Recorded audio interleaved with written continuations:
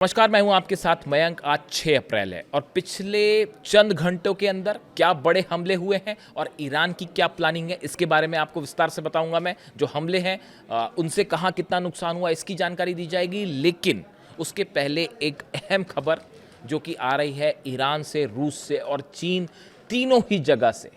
क्या रूस और चीन ये चाहते हैं कि ईरान इस जंग को लंबा खींचे?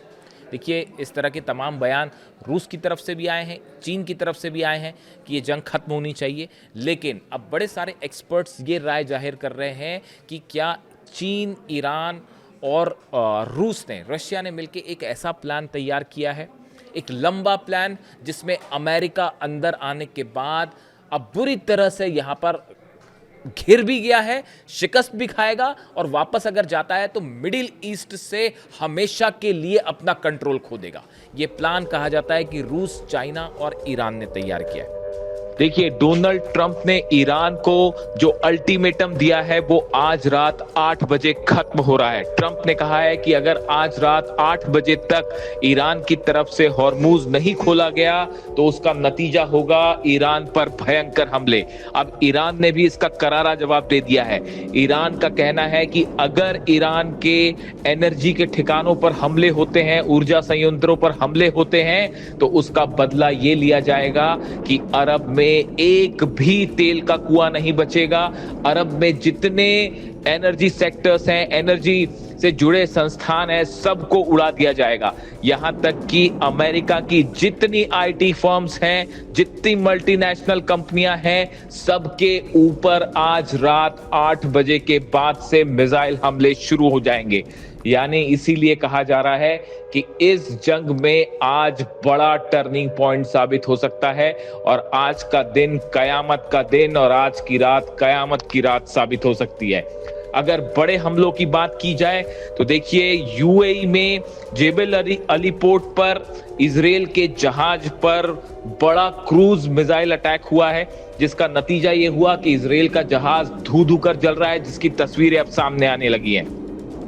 वहीं बहरीन की बात की जाए तो बहरीन में बापको रिफाइनरी के ऊपर बड़ा ड्रोन अटैक हुआ है और जिसका नतीजा है इसको बड़ी तबाही हुई है, यहाँ पे बड़ी क्षति हुई है और पूरी तरह से ऑयल प्रोडक्शन रुक गया है। और जो तेल डिपो है बहरीन का, सबसे बड़ा तेल डिपो जहां से लाखों बैरल ऑयल जो है इस बापको रिफाइनरी से सप्लाई होता है, वो पूरी तरह से ठप हो गया है।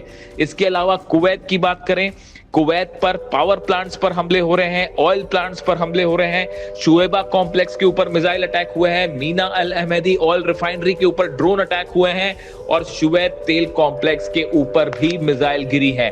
यानी आप देखें, यूएई जल रहा है, बहरीन जल रहा है, कुवैत पर हमले हो रहे हैं, इराक में भयंकर हमले हो रहे हैं, खास तौर पर बगदाद और उसके आसपास जितने अमेरिकन ठिकाने हैं उनको निशाना बनाया जा रहा है। यानी आप देखिए, पूरे अरब में आग ही आग दिखाई दे रही है। अगर इजराइल की बात करें, पिछले 12 घंटे के अंदर इजराइल पे 200 से ज्यादा मिसाइल अटैक्स हुए हैं और बताया जा रहा है कि डिमोना को लगातार निशाना बना रहा है ईरान।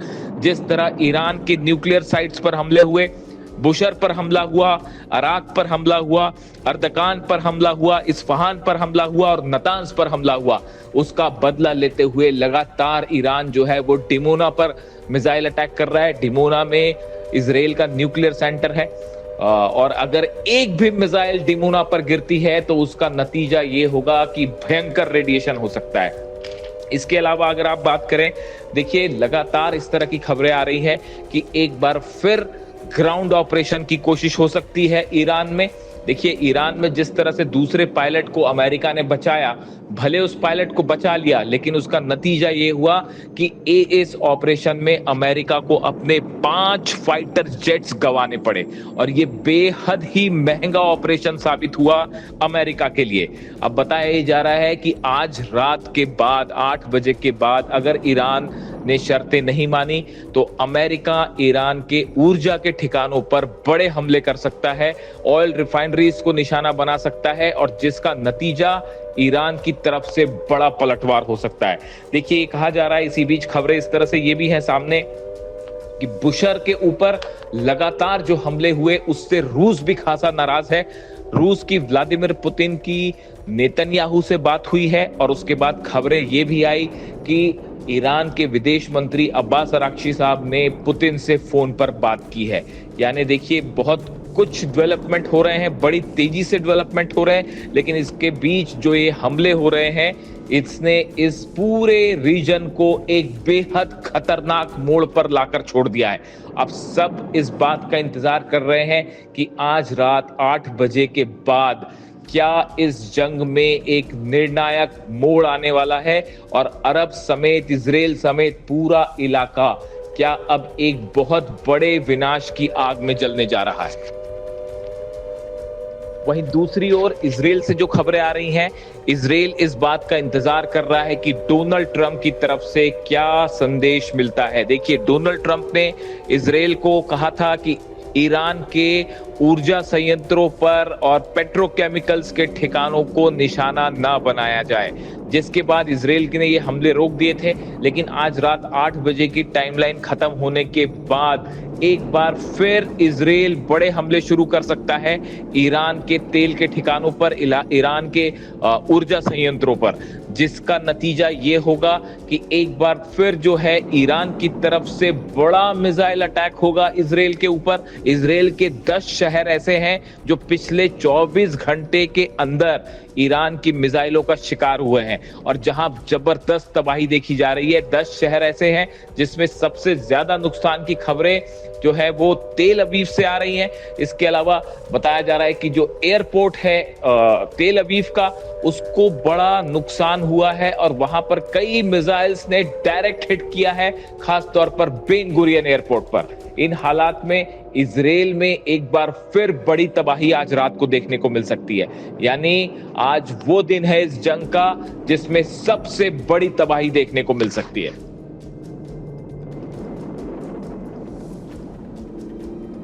हाल ही में जो इजिप्ट है, उनके फॉरेन मिनिस्टर जो हैं ये गए थे रूस की यात्रा पे। ये 2 दिन पहले की बात है।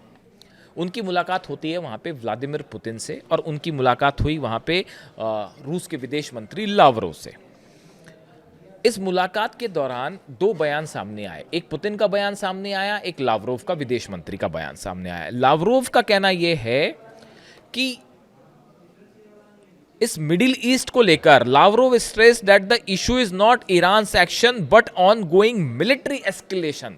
उन्होंने ये कहा कि ईरान क्या हमले कर रहा है, मुद्दा ये नहीं है, मुद्दा ये है कि यहाँ पर ये जो हमले किए गए ईरान को लेकर और ये जो युद्ध आगे बढ़ाने की कोशिश की जा रही है, ये असली मुद्दा है। यानी रूस ने यहाँ पर सीधा सीधा एक बार निशाना साध दिया फिर से अमेरिका पर और डोनाल्ड ट्रंप पर, और ये हिदायत दे दी है कि आप ये मत पूछिए कि ईरान ऐसा कर रहा है और वैसा कर रहा है, हमला करने आप आए थे, ईरान में हमला आपने किया, बातचीत तो ईरान कर रहा था, आपने हमला किया, इजराइल ने हमला किया। इसलिए यहां पर सवाल ये एस्केलेशन है, आपका हमला मुद्दा है, ईरान का जवाब मुद्दा नहीं है। ये बात है, ये बात कही है लावरोव ने और बगल में बैठे हुए थे रूस के राष्ट्रपति व्लादिमीर पुतिन। अब उसके बाद देखिए पुतिन का क्या बयान आया। Russian president said he was ready to do everything possible to restore normalcy and stability. उन्होंने, पुतिन ने कहा कि हम यहाँ पे नॉर्मलसी और स्टेबिलिटी बनाने के लिए जो भी हमारा योगदान है हम देने के लिए तैयार है। The negotiations offer comes एमिड reports of Russian reportedly helping Iran with drones. एक प्रकार से पुतिन ये कह रहे हैं ठीक है हम शांति करवाने के लिए राजी हैं, लेकिन ये पहले आप हमले बंद करिए। यहाँ पे देखिए पुतिन असल में अपने को एक ऐसी भूमिका में रख रहे हैं जहाँ पर अमेरिका से पुतिन अपने आप को काफ़ी ऊपर रख रहे हैं और ये कह रहे हैं कि ठीक है मैं युद्ध बंद करवा सकता हूँ, लेकिन आपको अब हमारी शर्तें माननी पड़ेगी। ये ईरान की तरफ से जो शर्तें हैं पूरे बेसिस खाली करिए, ये बात दे दी गई है पेंटागन को और डोनाल्ड ट्रंप को समझा दिया गया है कि देखिए युद्ध तब रुकेगा, पूरे अमेरिकन बेस खाली करिए और यहाँ से निकलिए बाहर, ये आपका इलाका नहीं है, मिडिल ईस्ट छोड़ दीजिए। सबसे जो बड़ी शर्त है वो है, देखिए न्यूक्लियर प्रोग्राम तो अब कोई नहीं रोक सकता, ना डोनाल्ड ट्रंप रोक सकते, ना नेतन्याहू रोक सकते।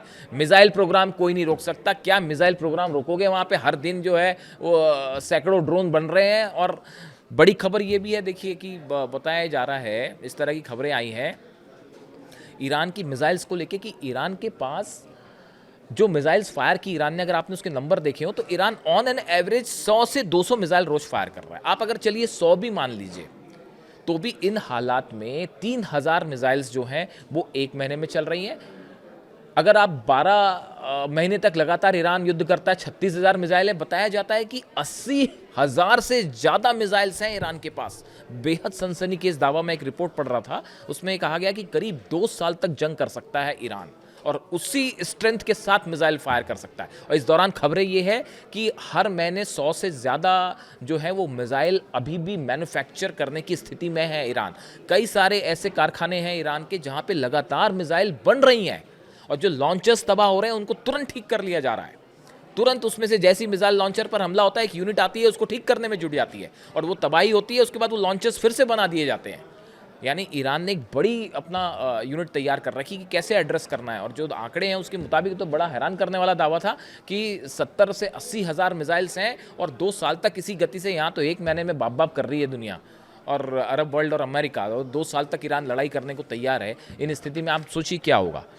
तो देखिए, पुतिन ये चाह रहे हैं कि शर्तें ईरान की मनवाई जाए और अमेरिका को घेर कर झुकाया जाए। ये प्लान है रूस का, चीन का और ईरान का। और इसी बीच जो बड़ा गेम प्लान है वो ईरान की सेना ने तैयार कर रखा है कि अगर एक्शन होता है तो क्या किया जाए। यानी कि रूस, चीन और ईरान का एक ऐसा प्लान कि उसके जाल में फंस गए हैं डोनाल्ड ट्रंप और ना बाहर निकलते बन रहा है और ना ही जो है वो हॉर्मुज़ छोड़ते बन रहा है।